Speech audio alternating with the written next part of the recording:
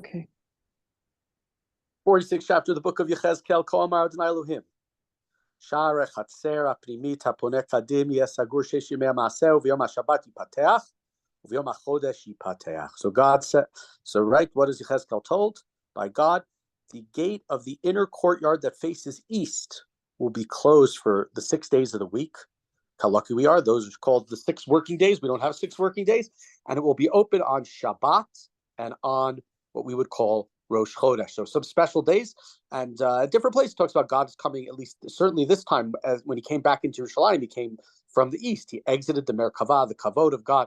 In the opening chapters, exited from the east to go towards Bavel, and now came back from Bavel through the east.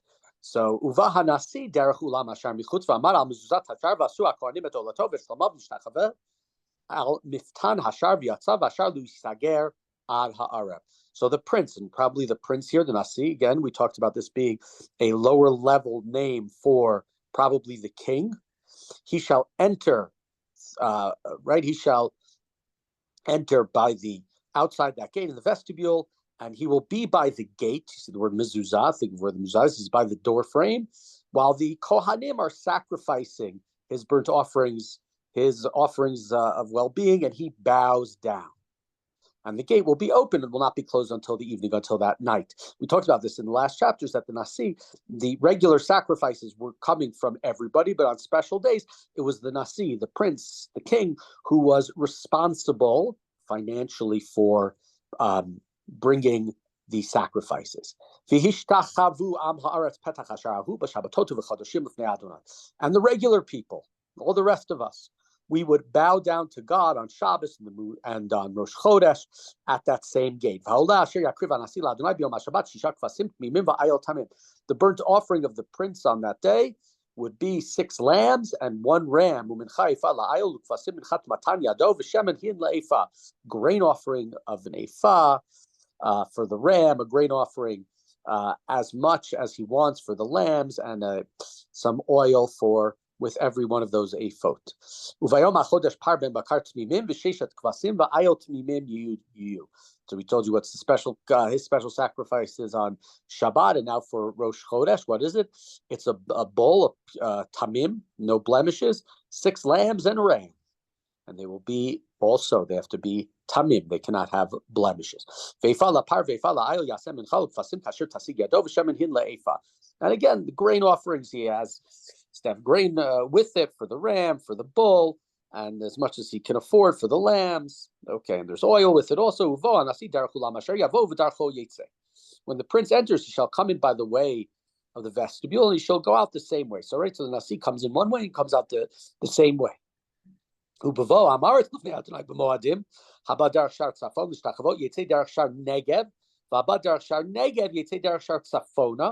yashuv derech hashar sherba vo ki nichecho yetze.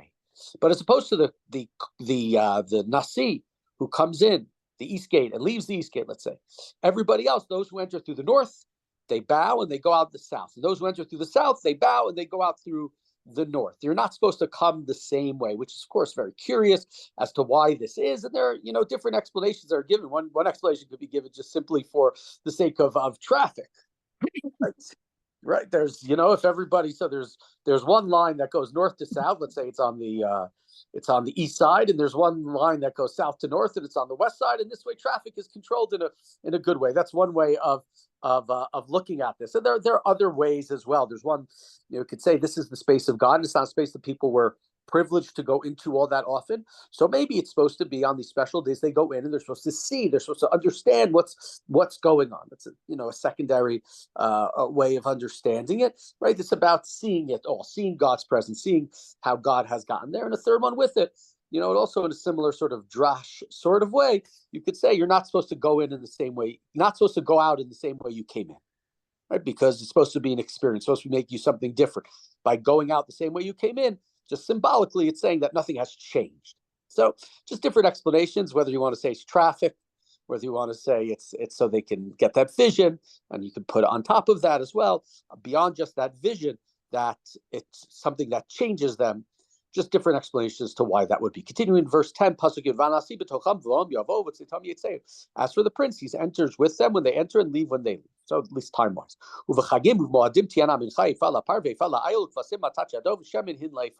And on festivals and fixed occasions, the grain offering will be an ephah for each bull and an ephah for each ram, and as much as for the lambs as he wants. And of course, and it comes, as it said, in the others, it comes with it comes with oils.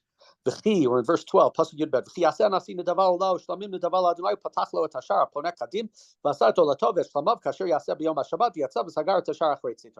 let's say that the prince wants to give an offering just to say thank you. This is not an obligated offering. It's a nidava. It's something that he wants to give for whatever reason. He's had a very good year. The people haven't rebelled against him. They were victorious in battle, whatever it might be. So if he wants to bring one of these, it's a burnt offering. And okay, he offers his burnt offering just as he does on Shabbat. And he leaves, and the gates will be closed after he leaves, right? He's the only one allowed in these gates. Each day there's a lamb, a 1-year-old lamb that doesn't have a blemish, is a daily offering. That's every single morning. Tamid shel shachar, we call it, the morning sacrifice.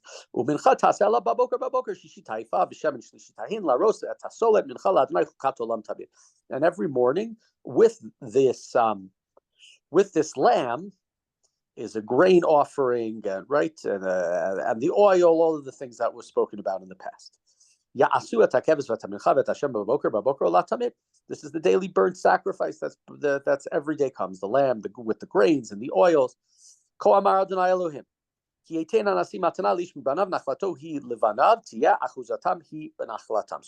is verse 16, Pasuk Tetzayin.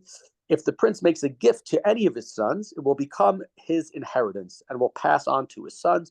It is their holding by inheritance, and it's hard to understand exactly what this means, what this is saying. Why wouldn't it be his sons? And at least one of the explanations that's given is if the land cannot revert to anybody, as we know things like Shemitah, where land reverts to original owners from their ancestry. But if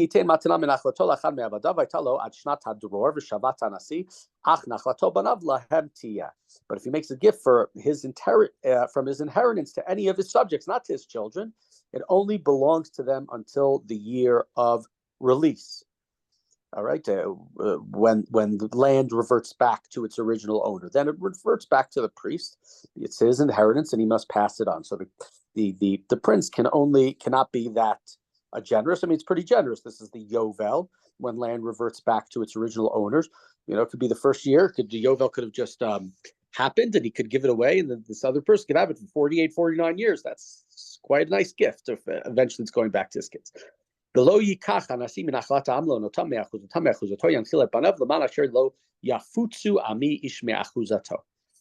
prince, there's no eminent domain.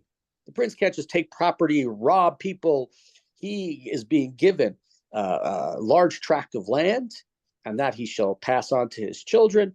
And you cannot just go and take away what you want from the people in the name of monarchy. And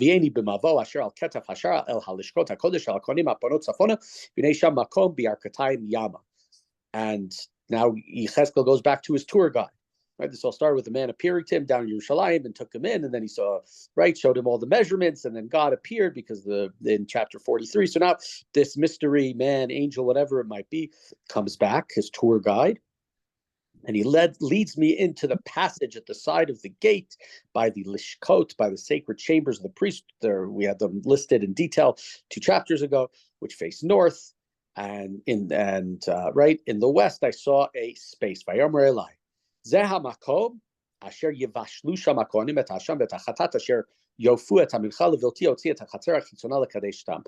is the place where the priests will boil the offerings and where they bake the grain offerings so as not to take them into the outer courtyard. And he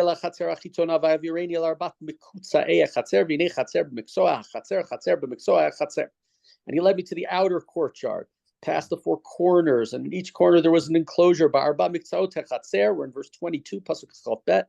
Chatzerot keturot arba'im orech u'shloshim rochav mida achat la'arba'atam mehuk tzaot. And these enclosures, they were unroofed. They were right 40 cubits long, 30 wide. Okay, v'tur saviv bahem saviv l'arba'atam uv'shalot asoi mitachat hatirot saviv. And on the inside of the four corners, there was a row of masonry, and each of them had a fire like a hearth where they could go and do and burn these sacrifices. And he said to me, these are the kitchens where the temple workers, perhaps a reference back to the Levites, who were told that they were going to be, in a sense, that shall boil the sacrifices of the people. This is where they'll make them ready to so the sacrifices that you can eat from. So here, some more details. Some of them don't really agree with the details of the Karbanot in the Torah, but we've said that already. Yechezkel says things that are not the same as in the Torah. There are a lot of contradictions, and therefore, as we said chapters ago, that there was this idea of having his book was going to be gonez, it was going to be hidden away because of those, and Hananiah ben Chizkiah went up to the attic and burned the midnight oil and resolved all the contradictions. How did he resolve the contradictions? We don't know, but that's why Yechezkel's in the Tanakh, and so we have it here as well. But a chapter where, again, we see at least one of the things that we see in this chapter is the distinction. The Kohanim are here, the Nasi is here, the people are in a separate place. This is a different temple. This is much more of a class caste system. God is the center, and presumably the reason that it's done is, again, that the belief that when Bnei Yisrael came too close to God, they soiled things. So we're going to try to have a little bit of separation, and hopefully that will result in the second temple not being destroyed. That will result in God being able to stay there forever, as he's told Yechezkel he would in past chapters.